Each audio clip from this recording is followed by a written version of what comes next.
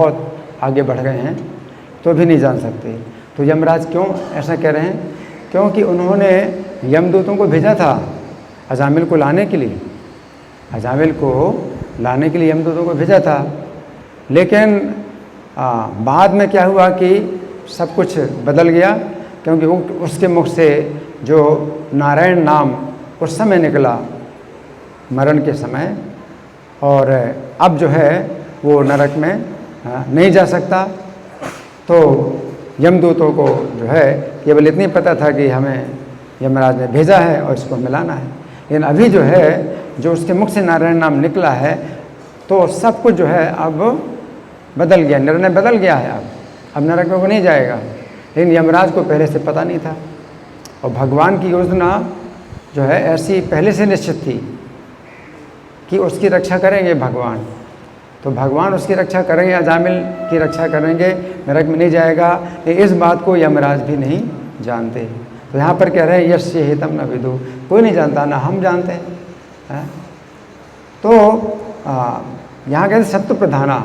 तो आगे चल कर के यमराज फिर 12 नाम बताएंगे। अभी तो यहाँ पर बहुत लोगों के नाम बताए, ब्रह्मा है और वरुण है और पवन है, कितने देवता, सबके नाम बताए, बहुत नाम बताए। उनमें से फिर कुछ चुने हुए छांट करके 12 नाम बताते हैं कि हम 12 लोग हैं, ये धर्म को जानते हैं, धर्म को जानते हैं कि उसके मुख से जब नारायण नाम निकला, अब ये नरक में नहीं आएगा। नाम की महिमा को 12 लोग जानते हैं। तो उसमें स्वयंभू, नारदा, शंभु 12 नाम बताते हैं, इतने लोग हैं, है ना। तो ये 12 लोग हैं, 12 महाजन हैं, ये भगवान के तत्व को जानते हैं, भगवान के तत्व को जानते हैं, धर्म के तत्व को जानते हैं। भक्त्या माम अभिजानति यावान यस्यास्मि तत्वतः। तो भगवान कैसे हैं तत्व को जानते हैं, लेकिन तो भी उनकी लीलाओं को नहीं जान सकते। जो तत्व से भी जानते हैं, चाहे ब्रह्मा जी हैं, यमराज हैं, शिव जी हैं, भगवान के तत्व को जानते हैं, लेकिन उनकी लीलाओं के विस्तार को नहीं जानते हैं, नहीं जान सकते, उनके गुणों को नहीं जान सकते, उनके रूप कैसे रूप भगवान धारण करते हैं उनको नहीं जान सकते। तो जैसे ब्रह्मा जी हैं तो नहीं पहचान पाए, उन्होंने श्री कृष्ण के जो बछड़े और बालक सब चुरा लिए और कृष्ण ने अपने विस्तार कर दिए।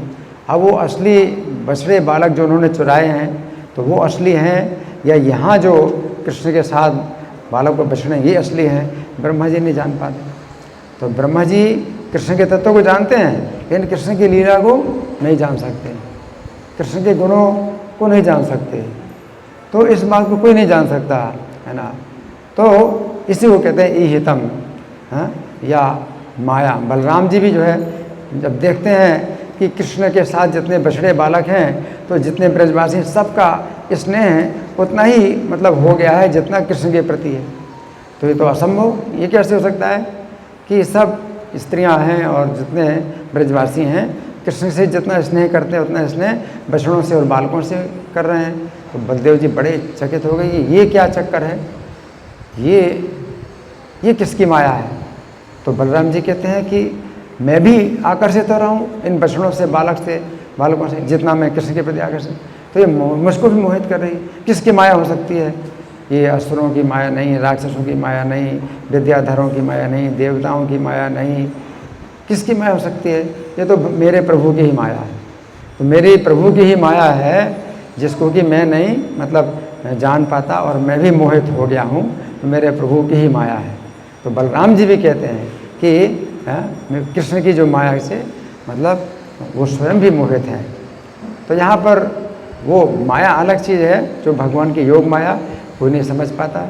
लेकिन बलराम जी क्या कृष्ण के तत्व को नहीं जानते, या ब्रह्मा जी कृष्ण के तत्व को नहीं जानते। ये सब लोग कृष्ण के तत्व को जानते हैं, धर्म के तत्व को जानते हैं, सब कुछ जानते हैं। लेकिन कोई व्यक्ति भगवान के गुणों को अगर कोई गिनना चाहे ब्रह्मा हो, शिव हो, तो कोई गिन नहीं सकता। यो व अनंतस्य गुणान अनंतान हरे विमातुम सबाल सतु बाल बुद्धि, उसकी बुद्धि बच्चों जैसी है जो भगवान के गुणों की संख्या गिन पाए। तो भगवान के नामों का, भगवान के गुणों का, भगवान के रूपों का और भगवान की लीलाओं का विस्तार नहीं जान सकते। लेकिन तत्व, जहाँ तक तत्व की बात है आप जानते हैं। साइंस है ना, जय कृष्ण तत्ववेता सही गुरु है। तो जो कृष्ण का साइंस जानते हैं तो वो जो है गुरु हैं। लेकिन कोई अगर कहे कि भगवान के कितने गुण हैं, उनके कितनी लीलाएं और कहाँ की लीलाएं हो रही हैं, कोई नहीं जान सकता। चैतन्य महाप्रभु भी अपने को छिपाए हुए हैं नवद्वीप में, तो श्रीवास पंडित भी महान भागवत महाभागवत हैं, नारद जी के अवतार हैं। लेकिन अगर भगवान नहीं जनाते हैं तो नहीं जान सकते। लेकिन जब चैतन्य महाप्रभु देखते हैं कि श्रीवास बहुत भयभीत हैं, क्योंकि कीर्तन को रोकने के लिए उन्होंने सुना है कि मुसलमान राजा की सेना आ रही है कीर्तन को रोकने के लिए, तो बहुत चिंतित हो गए। तो भगवान चैतन्य सोचते हैं अब मुझे जनाना पड़ेगा, अब तो मुझे बताना पड़ेगा कि जानो मुझे, और भय दूर करना पड़ेगा। तो भक्तों का भय दूर करने के लिए फिर भगवान जो है चैतन्य अपना बताते हैं कि मैं जो है कीर्तन की रक्षा के लिए आया हूँ, मैं संकीर्तन आंदोलन को फैलाने के लिए आया हूँ, मेरा ये अवतार है, इसलिए कोई शक्ति नहीं है जो इस संकीर्तन को रोक सके। तो भगवान जो है अपने तत्व बताते हैं। तो इसका मतलब ये है कि भगवान जो है अपना रहस्य, अपनी लीलाओं का रहस्य, अपनी इच्छाएँ, अपनी योजनाएँ जब तक ना बताएं तब तक कोई नहीं जान सकता। जबकि ये जो भक्त हैं, जो महाभागवत हैं, ये भगवान के तत्व को जानते हैं।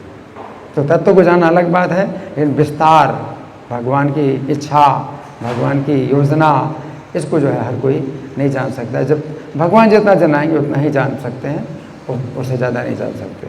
हरे कृष्ण। ग्रंथराज श्रीमद् भागवतम की जय, श्रील प्रभुपाद की जय।